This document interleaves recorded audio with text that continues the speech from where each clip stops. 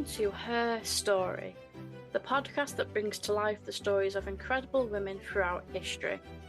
Each episode uncovers the remarkable lives, achievements, and struggles of women who shaped the world, beyond the textbooks and headlines.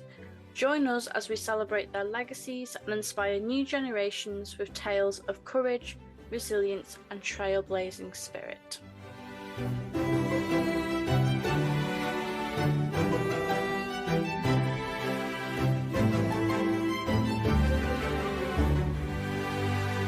In today's episode, I am delighted to welcome on Anne Foster to discuss Caroline of Brunswick. Anne Foster is a librarian, podcaster, and writer living in Canada. Her research interest is in the intersection of women, history, and pop culture. Anne is the author of Rebel of the Regency. She's appeared as a historical expert on BBC Radio and has hosted the Vulgar History podcast since 2019. Let's get into today's episode. Welcome to the podcast, Anne. How are you? I'm good, thanks. How are you? I'm good, thank you. I'm excited to speak to you today because we're delving into an era of history that I know nothing about. I am a novice, so I'm excited for you to educate me on this era of history.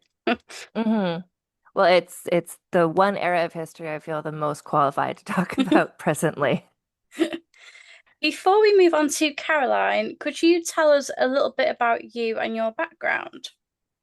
hmm I am the host of the Vulgar History podcast, which I've been doing. It's a women's history podcast, and I've been hosting that since the end of 2019 is when I started it. And I started the podcast after doing some time as a history, I guess, blogger. Like I was just posting things about women's history online, and then it kind of naturally evolved into the podcast. And then out of that, I got the opportunity to write my book, Rebel of the Regency. And it's all kind of it all braids together really, all of my interest in writing and podcasting and women's history. I got an undergraduate degree in history years ago. It's just always interested me, but I'm happy I found a way to sort of share my enthusiasm with others. What drew you to Caroline specifically? So, Caroline of Brunswick is one of the least famous British queens. And I'm always drawn to kind of an underdog story.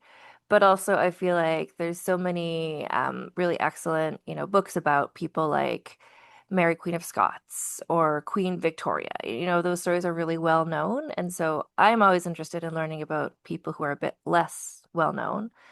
And in the course of just kind of looking up who are some, I'm always trying to find people for my podcast or to write about. And she's just somebody who it's there's so much to her story.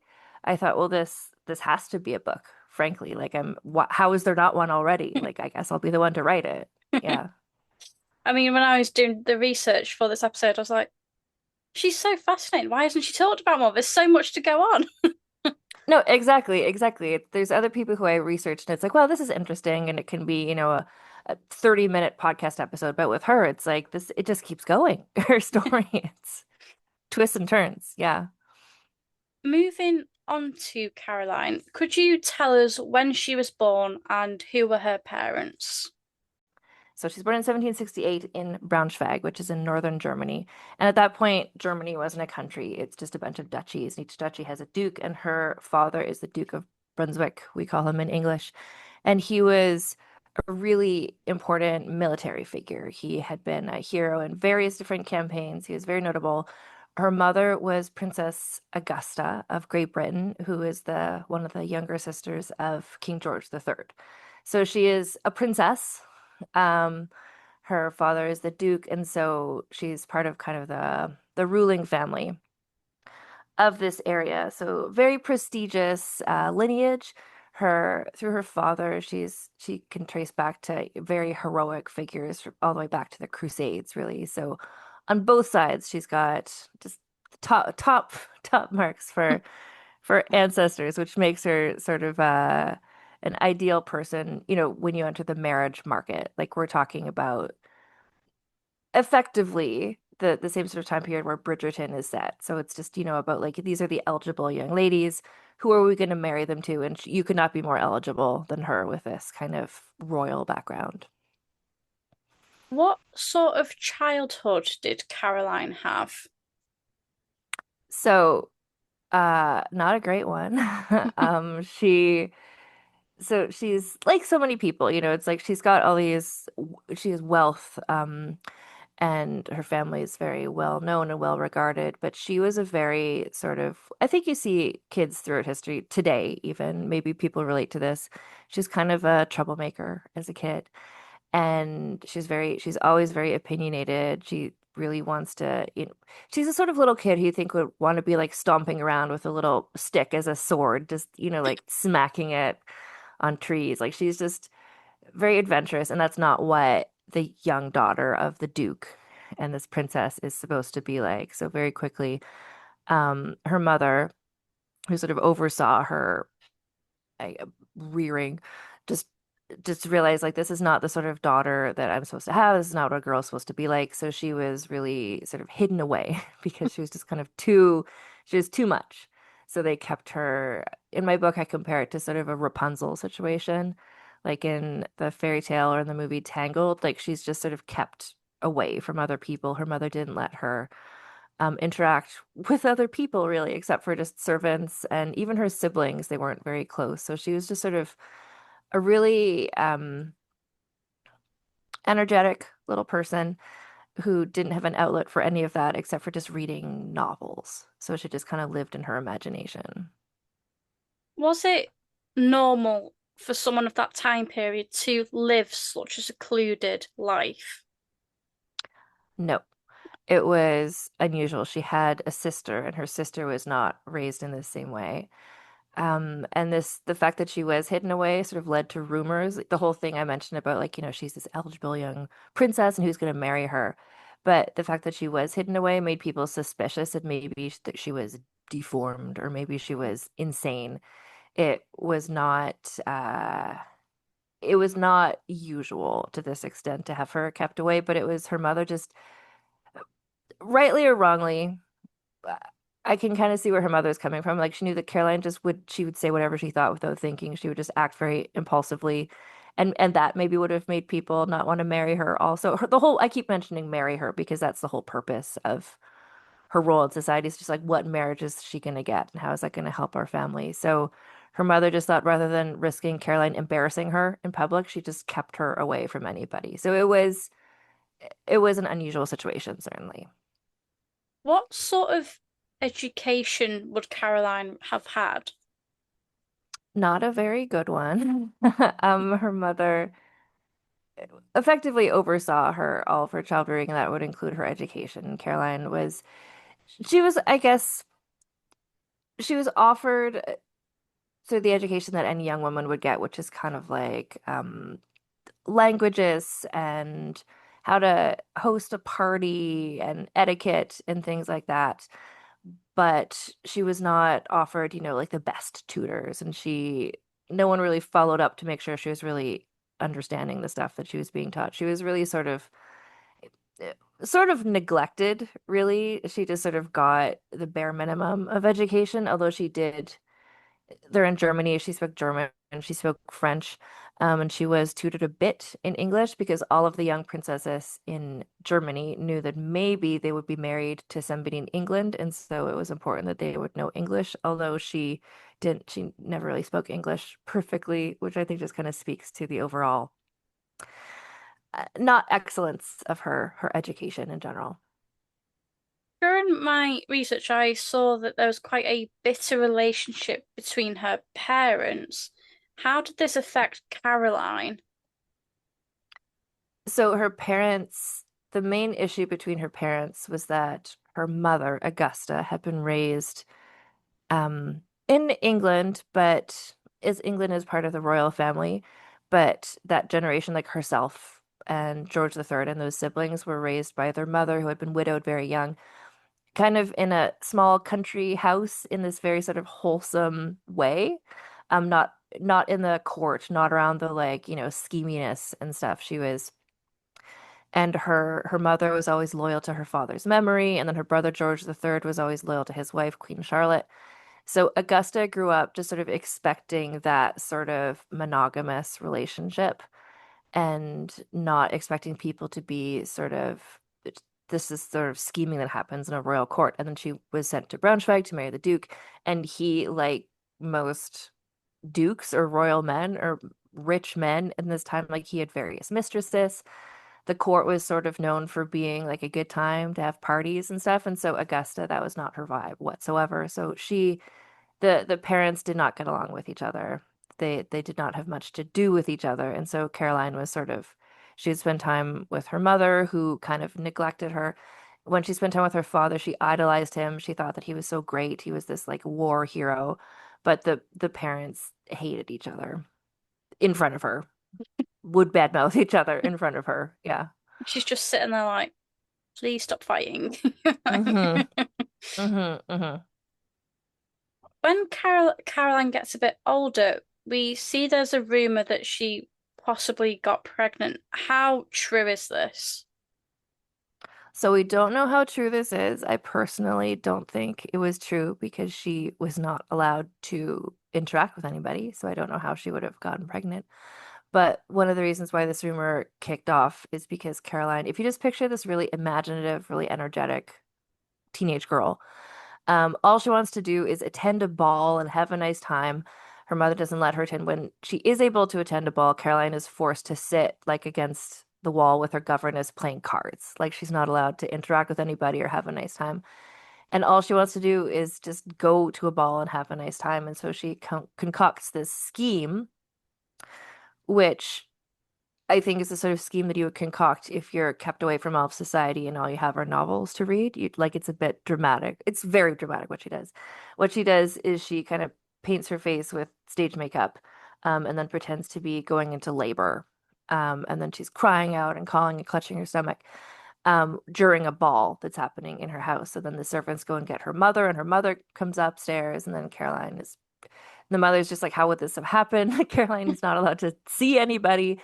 And then eventually Caroline just kind of stops her performance and says, haha, like I was pretending and this serves you right. And like maybe you'll think again before keeping me from a ball, which does not change her situation whatsoever. But the rumors about this um spread because it's quite a dramatic, like, salacious thing to happen. And so there are rumors that the reason Caroline is being kept away from society is because she is pregnant. And then later she's ill all her life. She has various like chronic illness symptoms.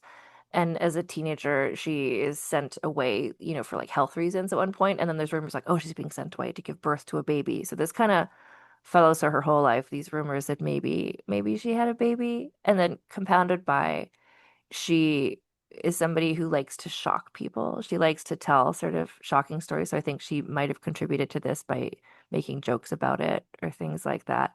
But so the fact that she's kept hidden away and then these rumors that she's had a teenage pregnancy kind of wreck her chances of getting a good marriage because it just sounds like she's more trouble than she's worth.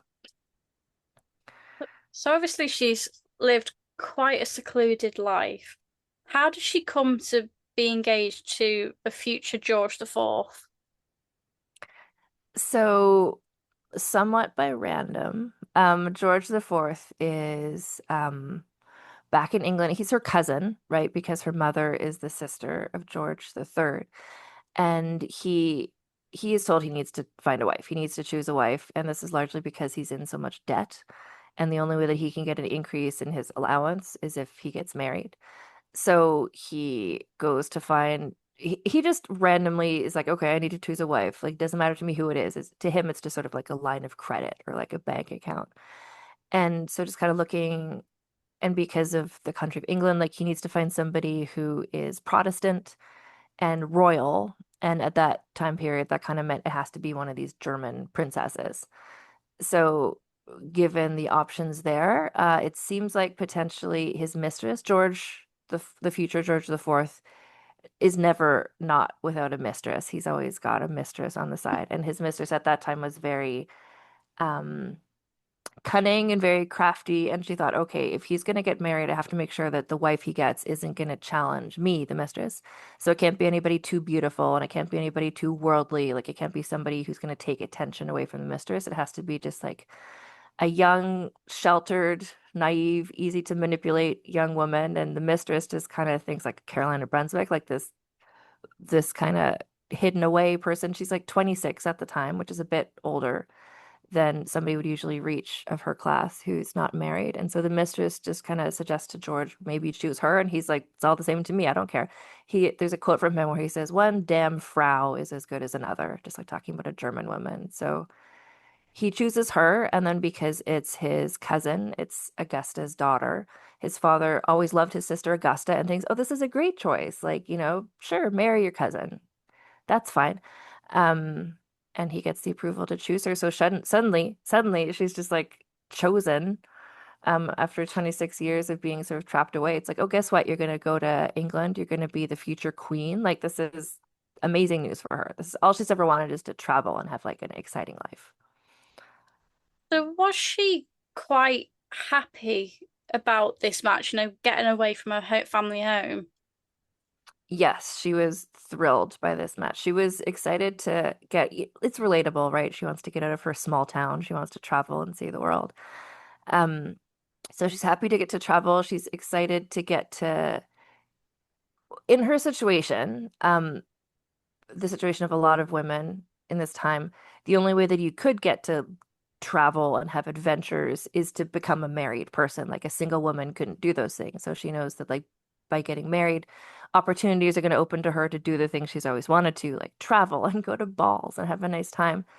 But also she knows she's going to go and be the queen and she's excited to see somewhere new. It's all good news to her. She's happy. She could not be more happy about it. When does she begin her journey to England to marry George? She was married in 1795. So she heads out in, I want to say 1794 to on this journey. It's just the journey keeps being delayed and delayed and delayed because of these wars that are happening. George keeps sending letters to his to the her chaperone being like, "Can you hurry it up? Can you get here faster?" Like he just wants his money, really. But they can't hurry it up because they're going from like northern Germany across the continent, and it's like there's war, there's wars happening everywhere. Like it's not safe. So and then there's a really bad winter. You're not able to travel. Like this is all carriage based. There's not trains. So it's quite a lengthy, unexpectedly lengthy journey for her to get there. But they do eventually arrive, much later than George IV would have wanted. Could you tell us about the first time Caroline and George met? Yes. So 1795. She finally arrives in England and people like the public is really excited to see her there because the king and queen have been George III and Queen Charlotte for decades, like as long as anyone can remember. There hasn't been like a young royal couple. There hasn't been a royal. It's kind of like when William and Catherine got married. It was just like, oh, young royals. Oh, wedding. Like it's just exciting after having like an elderly queen for such a long time. So everybody's excited to see her. She's chaperoned. She's taken to St. James Palace where she's going to meet George. And the crowds are cheering her when she comes in. She comes to the window and waves, and they cheer for her. And I'm mentioning this because George IV was historically unpopular. People hated him. People would boo him on the streets or just not applaud because he was just such a hated figure because the country was struggling for various reasons, bad crops, the loss of the American colonies. Like they were in finances were bad. People like it was a rough life for most people in London. And George, the future George IV, was spending all his money on like house renovations and new outfits and like horse gambling. And he didn't hide that he was this sort of person. So people hated him. So I mention this because he saw the crowds cheering for Caroline. He saw that they were excited to see her and he was jealous because he wanted just a wife who would just be sit meekly in the background and have babies for him, and it would mean that he would have more money to renovate his house some more. But he said like, oh, people love her. that made him jealous, that made him not like her. He was also an alcoholic. He was constantly drunk. And he was brought in to meet her, and he just kind of walked in the room, looked her up and down, and then just said to his servant, like, "Get me a brandy," and walked out of the room. Like that was their first meeting. And Caroline, who, despite her mother's attempts to kind of like tame her or to make her be less of a talkative, opinionated person, Caroline said, like, "Oh, he's not as good looking as his paintings, is he? Like, is he always like this?" And like it was hate at first sight, but they couldn't call off the wedding at this point because it was already happening. All the arrangements had been made. So it's like 3 days later, they get married, and it never gets any better than that between them. I mean, it's said that on their wedding night that it's just a complete disaster. Could you go into more detail as to why their wedding night is such a disaster? Okay, so I mentioned George is an alcoholic. He is always drunk. Part of the reason that he drinks is because he also has various like chronic illness symptoms, but also, and at this time, doctors prescribe like, oh, well, you should drink like 2 bottles of brandy every day or whatever. Like doctors didn't know what they were doing. They're just like, whatever. But he uh, would drink to excess, and he was very, very, very, very drunk at their wedding service. Like witnesses who were there said that he had to be effectively carried down the aisle by his brothers. Like he was not in a good state. He was like weeping throughout the ceremony, kind of gazing back at his mistress, who was like behind Caroline. So he was incredibly drunk. And so on their wedding night, as you might imagine, he just passed out on the floor. So, um, Caroline described it later. She said like it's something like he passed out next to the fireplace where I left him. Like he just the wedding night did not go well. The honeymoon period did not go well, but they did consummate their marriage, and she became pregnant straight away after having, I would imagine, sex once. And that's all it took. And that's all they ever did. Why was their marriage so disastrous? Is it just because, was it a clash of personality? Is it because Mm. George is just, to be honest, George is just horrible. I found him quite horrible to research. Hmm. Yeah, I mean the marriage was horrible. It was definitely a clash of personalities.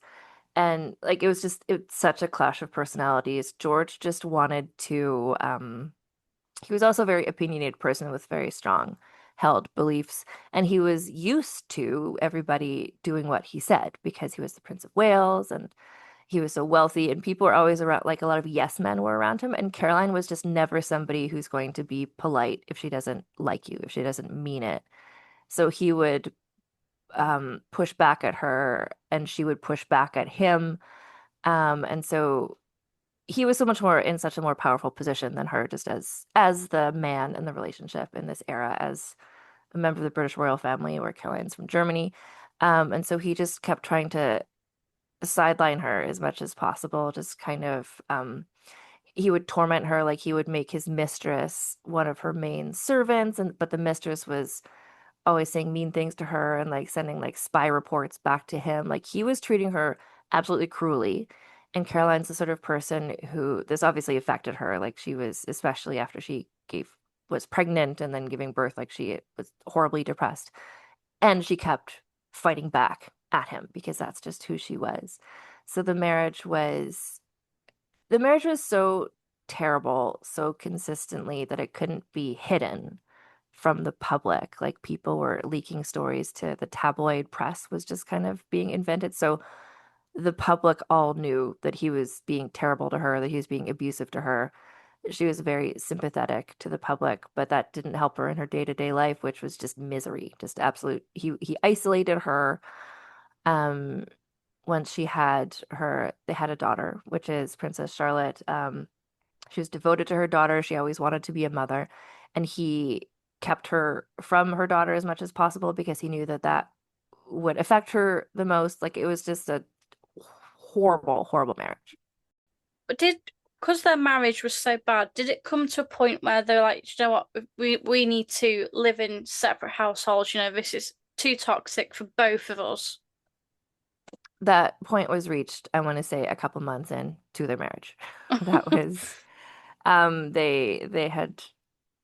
they separated households very early and stayed apart from each other. And like I know you talk about the Tudors and stuff. So you've got someone like it's a very similar sort of situation to Anne of Cleves, Henry VIII, except George is Prince of Wales is not the king, and it's not also not an absolute monarchy anymore. So like he wanted to end this marriage, but there was no grounds to do so because Mm. it had been consummated. She got pregnant, she had a daughter. Divorce was not an option for the future king and head of the Anglican Church. So all that he could do really was just separate, just keep her in her own household, just have nothing to do with her, which is what he did. What did Caroline get up to? How did she exercise her role as the future queen at this point?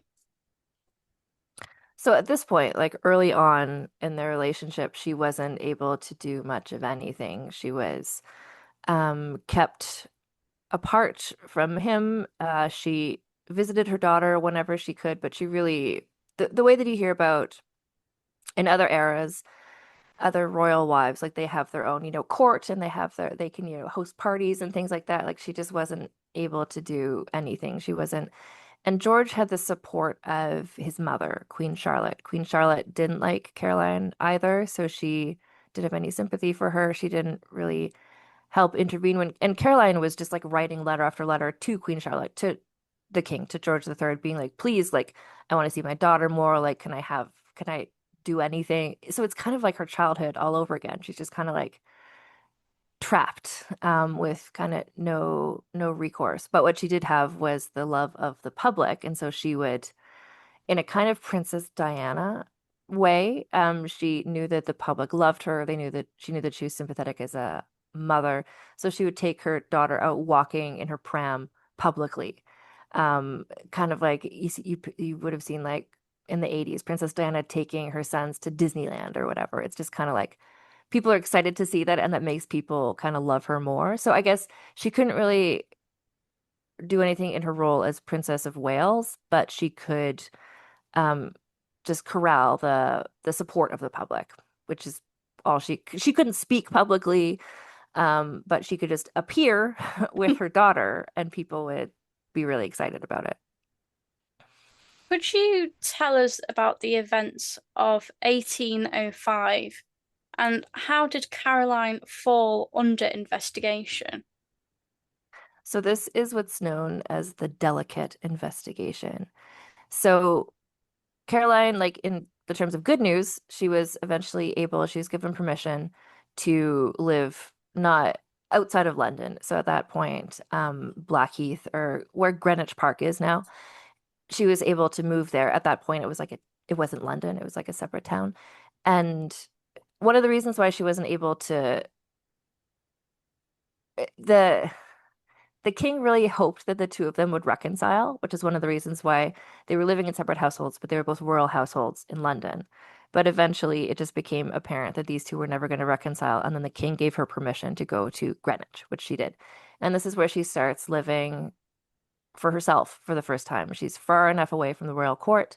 She hosts dinner parties and she has people over and she makes friends. And so she's for the first time like living really quite independently. She is able to, people who don't like George the Fourth become friends with her, a lot of politicians. So she's having a really rewarding, rich, fun life in Greenwich. And part of this is she's a very consistent person. She's always just like telling jokes. She enjoys shocking people by like sometimes her jokes are just like kind of saying things just to get a reaction out of someone. And one of the things she likes to joke about is the fact that she's pregnant, is the fact that she is secretly having children. She finds this hilarious. Um, and so she makes jokes about this to her friends and to various people. And she becomes known as a place where if people like poverty-stricken people aren't able to raise their own children, they know that they can bring the children to her household.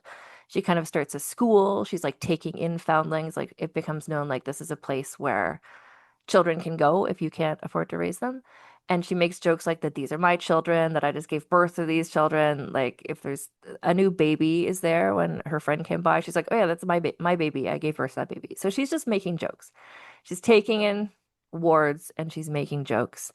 And George, the future George IV, the Prince of Wales, is um at this point he really wants to divorce her. He wants to just get that done.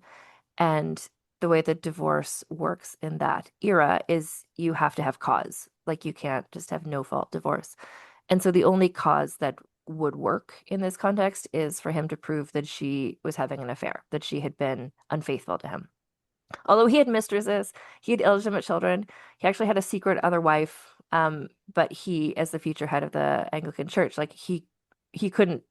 If he divorced her based on his own infidelity, he would lose all of his status. So he was desperate to prove that she was having affairs. So he had like spies in her household and everything. And then when word got back to him that Caroline had claimed to have given birth to this one particular baby, he thought, "Oh, this is amazing. This evidence. This is proof she's been unfaithful." And so he started this investigation into had she secretly had an affair and had a baby, and it was supposed to be a secret, but quickly it did not become a secret. It became well known that he was doing this. The whole thing ended. It was so poorly done. The investigation was so just, it was a very, the way that it ended is that the investigators were just talking to servants and being like, did she have a baby? When you were changing her, like her ladies in waiting, like when you were, putting on her dress, could you tell, like, did she look pregnant? Like all these sorts of like third hand things until eventually Caroline she wasn't told that this investigation was happening, but when she found out it was, she told the mother of this baby. And the mother of the baby went to the investigators and said, "Hi, I'm the mother of the baby. Caroline did not give birth to this baby. Here's the birth certificate." And then it all just kind of ended. So but the whole thing just sort of her reputation, the same as when she was a young girl. It's like just the rumors that somebody had behaved in this way, even if it's not true, it just kind of like taints a woman's reputation at this time. Not enough to get a divorce, though.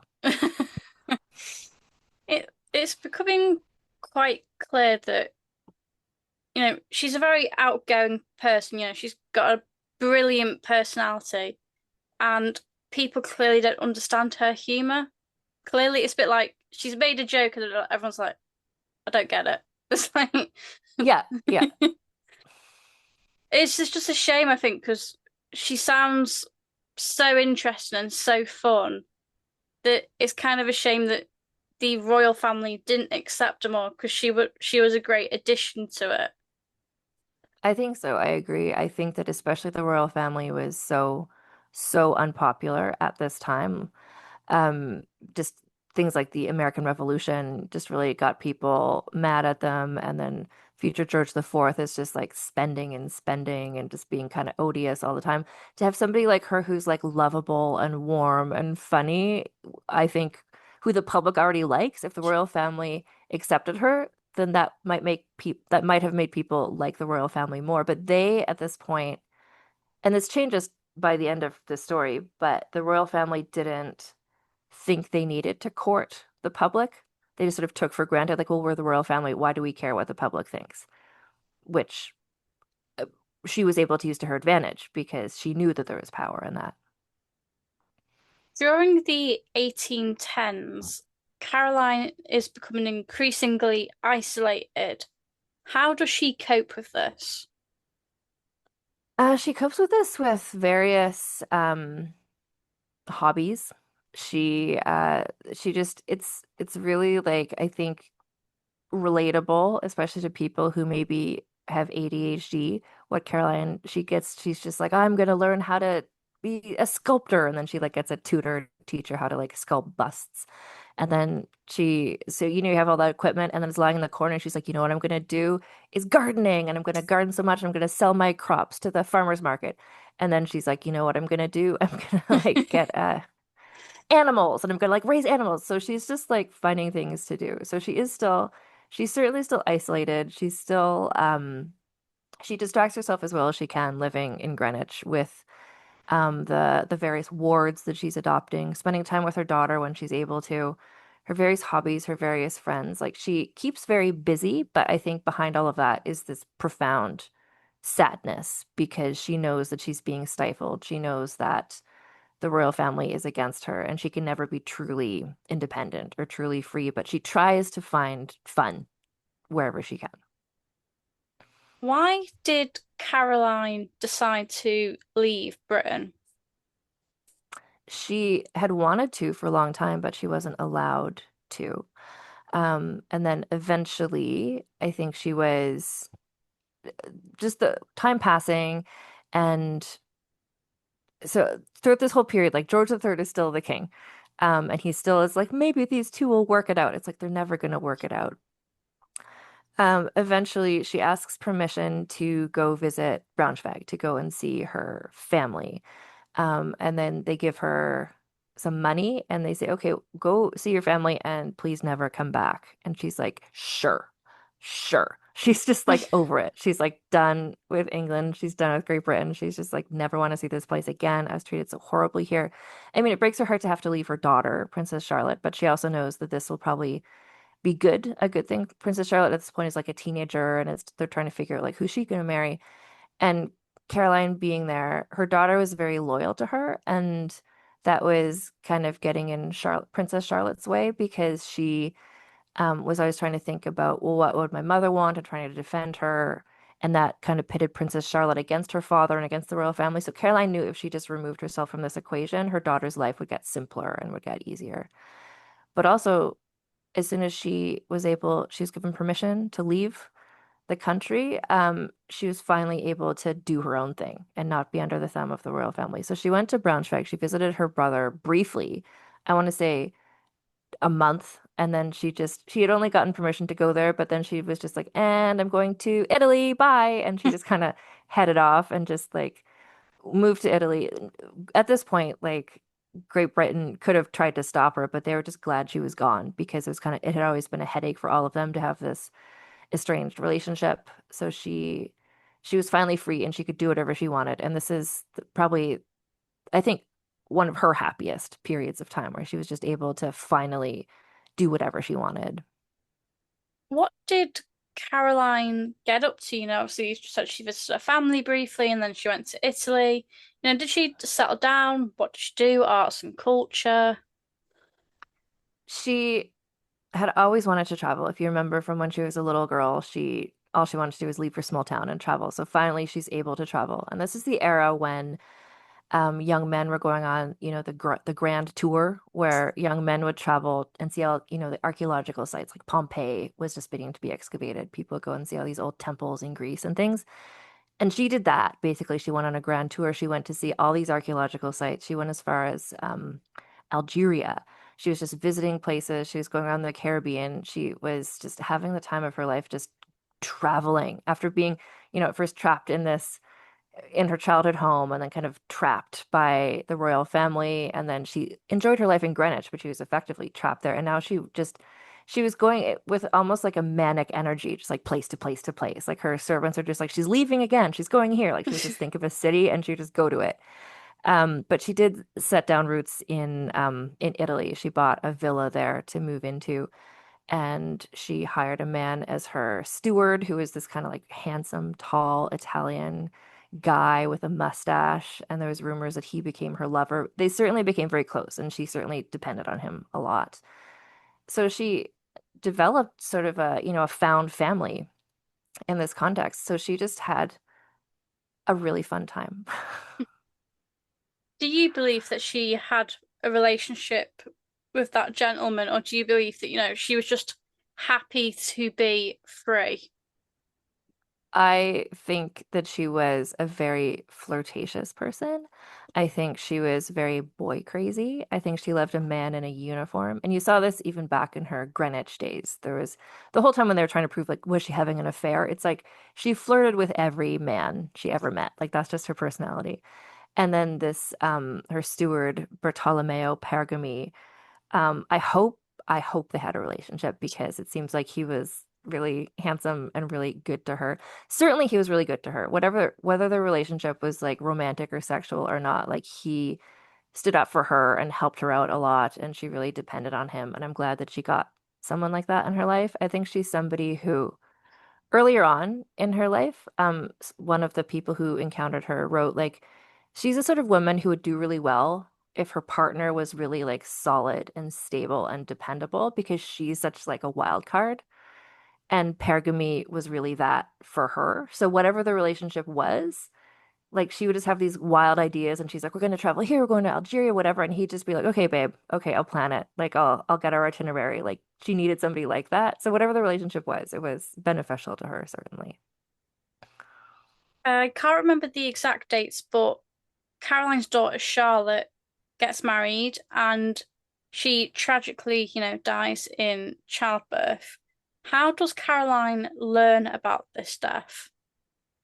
This is a really devastating part of her story because she had always been so devoted to her daughter. One of the reasons she left town was to benefit her daughter. Charlotte had a really brief but happy marriage. She got to choose her own husband. And yeah, so when Charlotte died unexpectedly in childbirth, her child died also. Um, what, so her widower, which is Prince Leopold, um, generally the way that this sort of thing should have gone is he probably would have written to Caroline to say like this has just happened, but he was so overcome with grief and everything like it didn't occur to him to do that. um Years ago, years prior, George had sworn he would never write a letter to Caroline. He would never communicate to her. So even though their daughter had just died, he wasn't gonna tell her because he had sworn he would never write her a letter. So no one told her. And she was just in Italy. She knew, like, she and Charlotte had been sending letters back and forth. She knew Charlotte was pregnant. Like, they were in very frequent touch.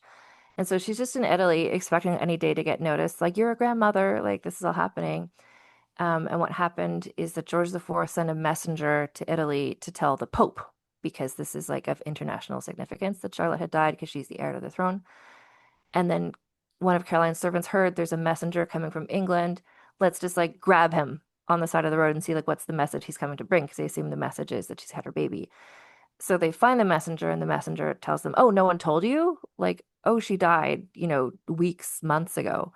So she found out in kind of the worst possible way, just kind of by happenstance. And she takes it. She's completely overcome with grief. Like the her servants who wrote about this time period were just talking about she just like lie in bed, like she couldn't eat or sleep or move. Like she was just beyond devastated by this. And I think the way that the news was delivered made it probably brought back all those feelings about being treated so poorly by the royal family, just and also she had thought that her daughter was going to be the next queen of England. So she kind of had planned, Caroline had planned that she'd go to Italy, hang out, have a nice time.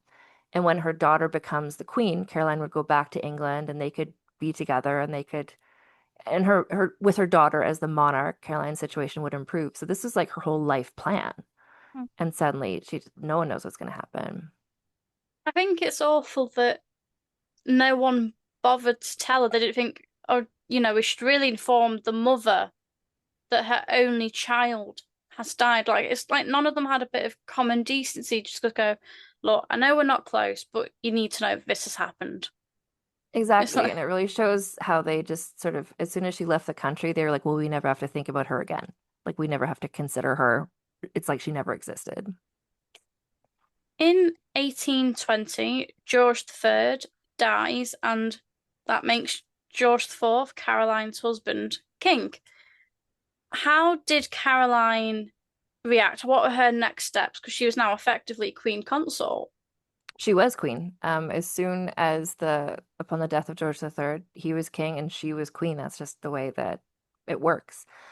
So she was traveling around. I feel like she might have been in Rome at the time and she just got a letter being like, "You're the queen now." And she's just like, "Oh, okay, okay." And at this point, she's imagining that she's going to live the rest of her life sort of like in, around the Mediterranean, just like traveling and hosting parties and things. And she thinks, well, and now I'm the Queen of England. So that means that I'll get a certain extra level of respect. When I'm introduced into new rooms, they'll be like, it's the Queen of Great Britain. Caroline, but George very quickly, he didn't send her word about her daughter dying, and he didn't send her word about this, but he sent word to all the international courts being like, don't recognize her as queen. She's not actually the queen. Don't call her queen. Don't give her the respect of queen. That don't treat her like that. She's not really queen. And it gets back to her that he's being so disrespectful to what is honestly her title, that because she's his wife. And he changes the liturgy in the Anglican Church, which usually would, say prayers to the royal family, the king, the queen, et cetera, et cetera. And he had her removed from the liturgy, which really affected her because it was a real slight. Um, so she thought that she could just be queen, kind of in exile. But he was doing his best to make sure that she did not have any of the rights of queen. And he had not yet had his coronation. So she just thought, like, okay, well, I'm going to go there and I'm going to attend the coronation and I will be the queen. Like, he's not going to take this thing from me. So upon the death of Princess Charlotte, there's not a clear-cut succession to the throne anymore. Like, it's going to be like George is now George IV. Charlotte was his only legitimate child, so he doesn't have an heir. None of his brothers have legitimate children. A lot of them have illegitimate children, but it would just be him and then his next brother and then his next brother and then his next brother. They're like, we need a new generation here. And so George is thinking he wants to father another child, and he can't do that until his marriage to Caroline has ended. So he redoubles his efforts. It's kind of like Delicate Investigation Part Two. He sends spies over to try to prove she's having an affair so he can divorce her again, so that he can marry again, so that he can have a child that would be the next heir. So all of these things, like Caroline finds out she's being investigated. He's trying to keep her from the rights of being the queen. And yeah, so that's what that part of her life is like.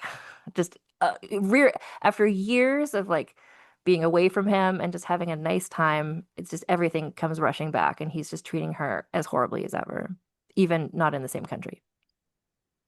Caroline comes back to England, and I read that she was banned from the coronation and the doors were shut in her face.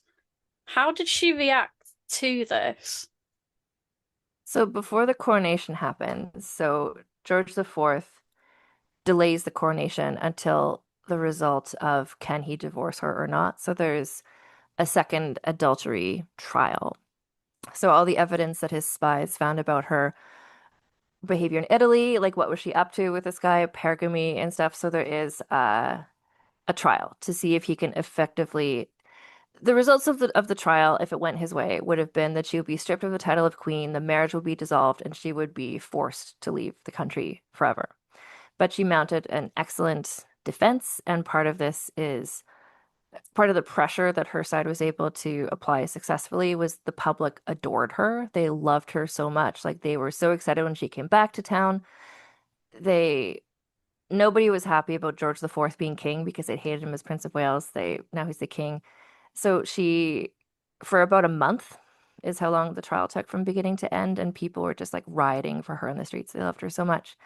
The trial ended, and ultimately there was the votes there from the House of Lords, who were kind of the jury, that this could have passed, but it was so close, and the public opinion was so volatile that the prime minister said, let's just table this. Let's just not proceed with this. So she's still technically the queen, much to George IV's distaste. And he gets ready to do his coronation, and she wants to attend, but she is not invited to it, not to attend, not like she's not invited to it to get a crown. She's also not invited to it as an audience member. Like, she's not invited. And she decides to show up anyway because she's a very consistent person. Like, she's like, no one's going to tell her what to do, basically. And she's like, I am the queen. I'm going to go. So the day of the coronation, which is this huge event, he was inspired by the coronation of Napoleon as emperor. Like, he wants to outdo Napoleon just in terms of like his cloak. I forget how long it is. It's like 10 meters long or something. He's got this train, like it's so expensive, everything he's doing at Westminster Abbey. And Caroline shows up She pulls up in a carriage. There's crowds outside waiting to watch the coronation, just to watch George appear. And she shows up and she goes to the door to, she just says, "Let me in. I'm the Queen of England." And George has hired, rumors are that the people at the doors are like boxers, like men who like very muscular people who know how to fight are manning the doors. And so she goes up to the door and they say, "No, we're not allowed to let you in." So then she gets in her carriage and goes around. If you know Westminster Abbey, there's like a lot of entrances. So she gets in her carriage and goes on to the next entrance and tries to open that door, but she's blocked again. I believe she goes to a third door, and this just looks so embarrassing. This looks humiliating. And the public, like, there's a bunch of people there seeing this happen. And it kind of turns the crowd against her a bit just because she looks so pathetic, like Right. running from door to door, not being allowed in. It's like a rainy day, also. The whole thing is just kind of like, oh, Caroline, girl. And she ends up just leaving and going home kind of in humiliation, in embarrassment. The coronation happens and it goes over really well. People are excited. Just it's a big event. I found this detail interesting. Like after the coronation, because there's not TV, there's not YouTube, but people who wanted to attend but couldn't wanted to see what it was like. So every theater in London is putting on a play that's just recreating the coronation so people can feel like they watched it. Like people really enjoyed it, but none of these plays feature Caroline showing up. Although I think that would be an exciting addition to the play. Anyway, so she's what George always wanted. She's just been kind of cast aside, left behind. Although she is still the queen. She's still like he's not been able to strip her of that, even though she was not crowned. Could you tell us about Caroline's last few weeks? Because after the coronation, she becomes ill. Yes. So she's always been ill. She's got various chronic symptoms. And the it's not a direct connection between her running around in the rain to her becoming ill. But I think that is part of she's a sort of condition where like when you're stressed out, when you're everything gets worse, like it flares up, it triggers. And so even just the journey from Italy to England, like you have to go across the Alps, like in a carriage. It's really rough travel. So she had to stop several times because she just had such bad flares of her various stuff. But she was determined to go and she did. So she got to England. She had this trial, which was really stressful because her character was being called into question for a month.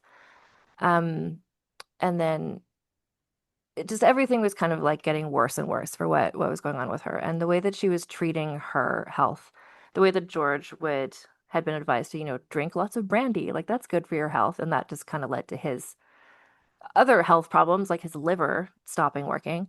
But Caroline was taking laudanum, which is like this opiate that was kind of an all-purpose medication at the time. So it's like opium mixed with alcohol. And she needed to take more and more of it because she was in so much pain all the time from whatever her situation was. And then eventually, um, this leads to like any opiate, it's got gastrointestinal complications. It can lead to like really bad constipation and things like that. So just like everything was getting really bad. Her situation got really bad. Um, and there's a certain point where like taking opium is making it worse, but that's the only thing that makes you feel better. And her doctors just looked at her and they just knew, like, you, ma'am, you're dying. Like, you are dying. Like, get your papers in order. Like, there's nothing we can do. And they were right. And that was true. And much to my devastation, as her biographer, she burned her papers. So those are not available. She claimed to have written a memoir. I don't know if she had, but it would have been really fun reading if that had survived as well. But she kind of got all of her things in order. And then she passed away just a few weeks after the coronation. There were rumors that she had been poisoned and all kinds of things, which is like not out of question. Like I could understand why someone might think that George the Fourth might have wanted that to happen just to kind of like get her out of the way, but clearly she had medical problems that just exacerbated and yeah, and then she passed away. Do we know what George's reaction to her death was?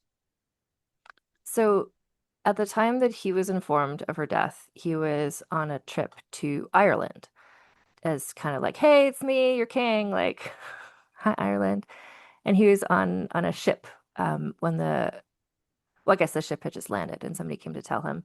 And it was said that he just kind of like walked around, just kind of like, taking it in for a while. It seemed like it did affect him to some extent, which is more than I would have thought.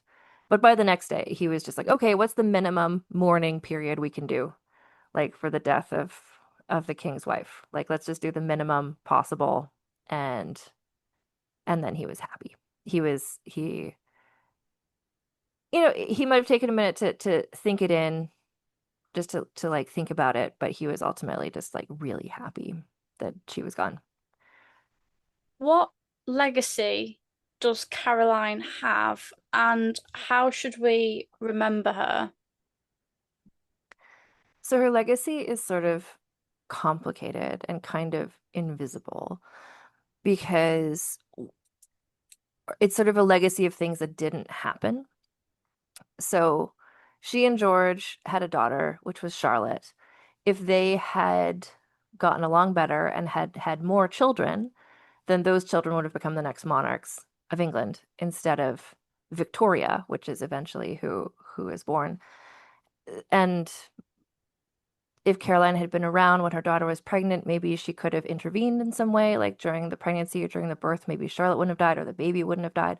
So there's kind of like this sliding doors moment of like what could have happened. So her legacy could have been as the mother of the first, queen in such a long time, what if Charlotte became queen, or the grandmother of Charlotte's son if the baby had survived. But her legacy is not that because she was away and those things didn't happen. Her legacy ultimately to me is that she took in all these wards, she took in all these children, she improved their chances of life. So all of them, and what did they go off and do? I think so. That's an invisible legacy because we don't know what they went off and did, but we know that they had a much better start in life than they would have without her intervention. She also, because of especially her second adultery trial, the public got so behind her. She really and she was really able to, she's the first British royal to really figure out how to make the public's affection work in your favor and how to use that to your benefit, which I think the royal family, by the end of her life, had realized, George IV realized Caroline's power is that the people love her. So he's like, well, how can I make the people love me? And that was like by having this coronation that everyone's going to enjoy, by sending stories to the tabloids that are against her. Like, so I think the legacy is partially now we see this every day and have for a long time, like the royal family just kind of like when you see one of them going and visiting a children's hospital or like shaking hands with a war veteran or like going and like doing watercolor painting with like some children, like the royal family really engages with the public now in a way they didn't used to. And Caroline was the first person to make it clear, like, this is a thing you can do to make the public more affectionate towards you. And then also, I think one of her legacies is that during her second adultery trial, when the common people were so behind her, one of the things that happened for the first time was that women really came together and took to the streets to protest for her. Like they all wore white buttons or white dresses or they carried white handkerchiefs. Like that was the color of innocence. They decided that was the color of Caroline's supporters. Is the first time that women in British history, like of all different classes, mobilized like this.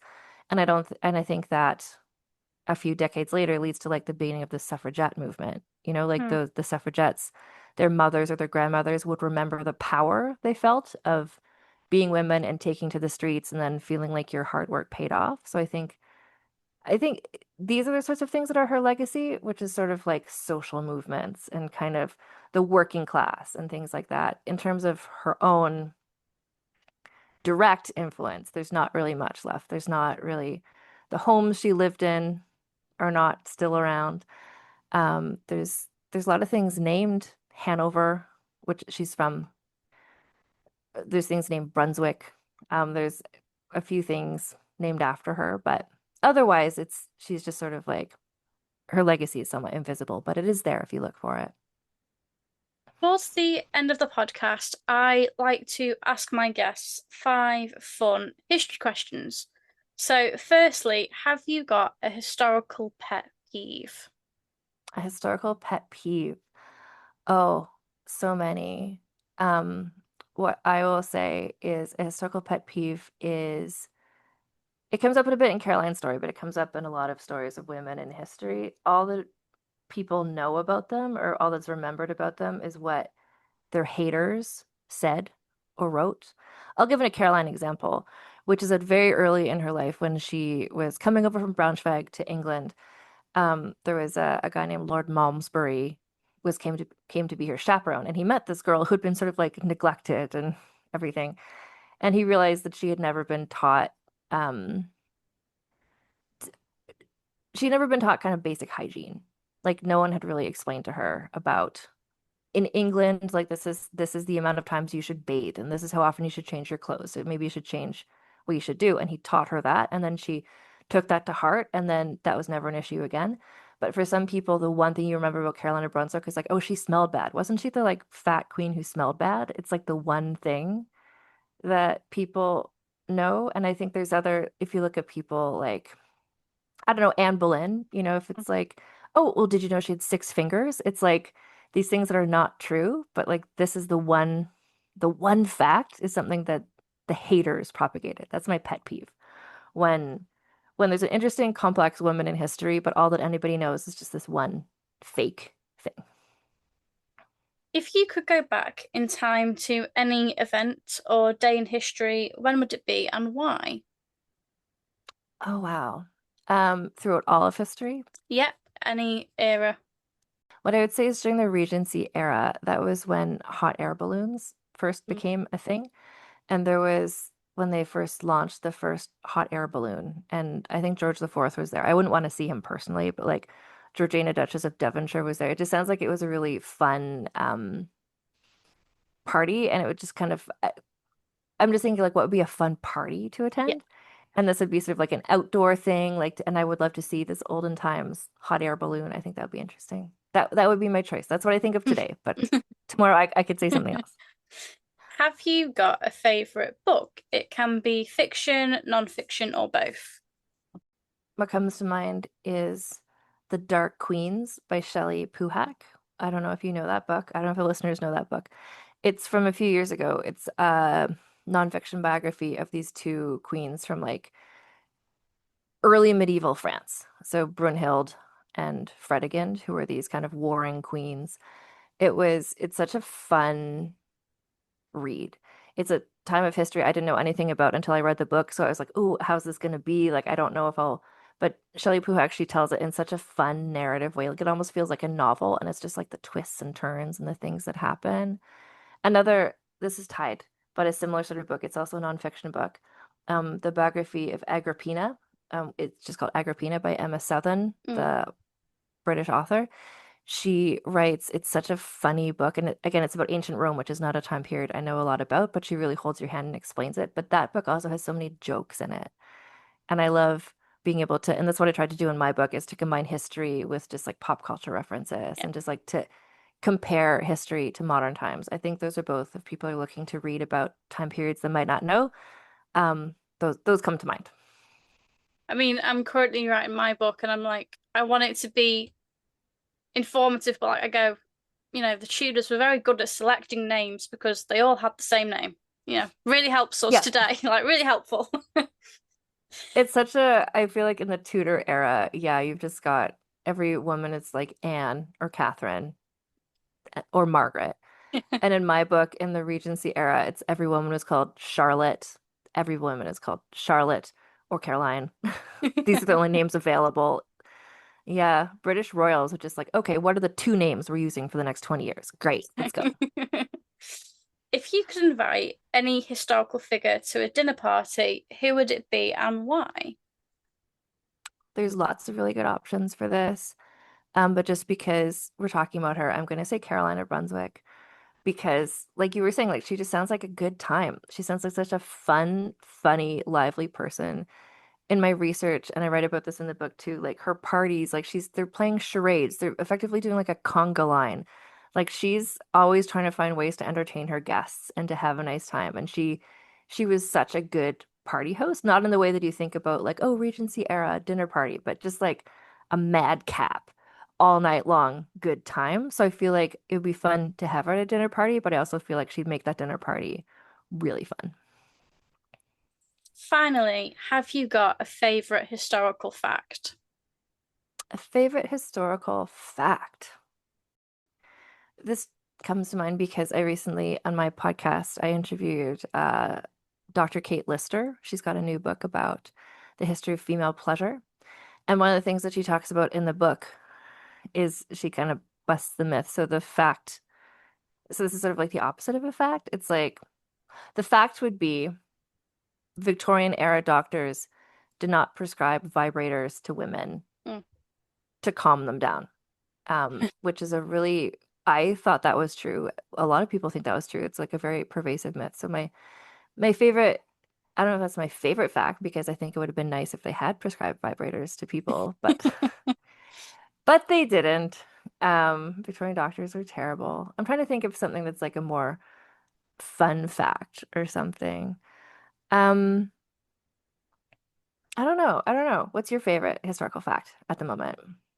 Oh, I find it really hard, but one that for me springs to mind is so I live in the northwest of England, and someone that worked for my local cathedral was sent to Rome for the case of the divorce between Henry VIII and Catherine of Aragon. And if you live in England, it's like you feel like everything happens down south. So it was a bit like, hey, she just come to Chester. It was like it's one of those facts for me that's like, yay. Yeah, I love a historical fact that I just saw because it's I don't know, I think it's a different month, Pride Month in the UK. In North America, it's in June. So Mm, there's a lot of people posting about Pride and stuff. And so I was visiting the UK a couple months ago, and one of the places I went to was Bath. And the it's like Pride Bath has been posting connections about like queer people from history to Bath. And they were saying how many people spent time there. And one of the people who spent time in Bath was the Chevalier d'Eon, who the famous like transgender spy sword fighter. And I'm like, I didn't know that. I think it's a fun fact how many interesting people spent time in Bath. Everyone, when you go to that city, it's just like Jane Austen was here, but it's like so many other, and that's great. But also mm, so many other people were there. Mary Shelley was there. That's where Mary Shelley wrote Frankenstein. That'll be my historical fact. mm, Mary Shelley wrote Frankenstein in Bath in a rented house that was above where the actual Roman baths are because they weren't excavated at that time. mm. But she lived like what are the chances that the place where she rented a room happened to be above the ancient Roman baths? Yeah, it's But fun amazing. fact. Yeah. Thank you so much for coming on today and discussing Caroline and just being so enthusiastic about her and her life. Thank you. I'm really excited that the book is now available in the UK because I feel like this is your history, you know? I'm just kind of like on the outside looking in, but it's I think it's interesting to I hope it's interesting for people in England to kind of piece together this like forgotten part of history and just these wild things that happen that you don't know about and this woman who the whole country mobilized for her. Like when she won her adultery trial, like bonfires. Like I'm sure up where you live, it's just like in my book I talk about all the places because even in like Scotland and Mm, Wales and like Ireland, people were just like setting off fireworks. Like everyone was if there was like a newspaper offices and the newspaper had written badly about her, they were like burning down the newspaper offices. Like people went bananas. Like the whole kingdom was behind her. And I think it's important for people to know that she existed. Thank you for listening to her story. If there's a historical woman who inspires you and you'd like to share her story on the podcast, we'd love to hear from you. Get in touch at unholytudor@gmail.com. Until next time, keep celebrating the incredible women who've shaped our world.